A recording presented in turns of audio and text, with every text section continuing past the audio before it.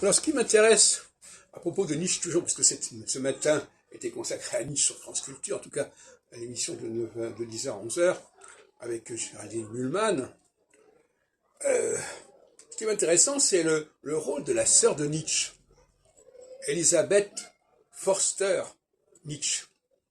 Förster, d'ailleurs, qui vient de l'allemand, du français forestier. Et alors on dit, oui, alors sa sœur a trahi Nietzsche, s'est servie de Nietzsche, etc., etc., et elle l'a mis au service du nazisme, etc., etc. Alors, ce qui m'intéresse, moi, c'est le féminin, ici.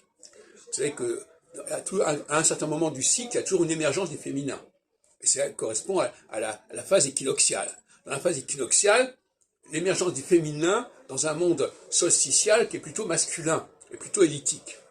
Donc effectivement, il faut toujours s'attendre à un moment donné, et je reprends la notion de ressentiment nietzschéen, à ce que les femmes essaient de prendre le pouvoir, de mettre le grappin sur les hommes, là en l'occurrence la sœur sur le frère qui était d'ailleurs en bien mauvais état, comme on sait, il était hospitalisé, etc.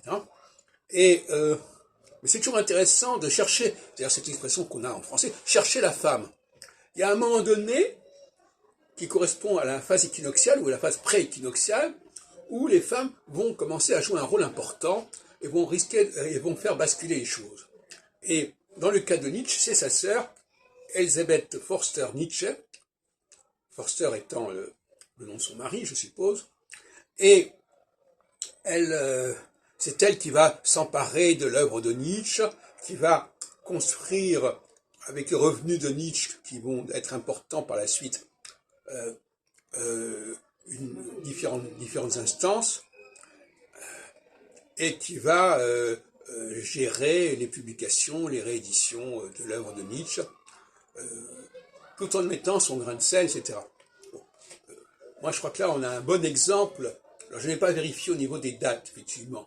Mais on a un bon exemple de l'émergence du féminin dans le parcours masculin.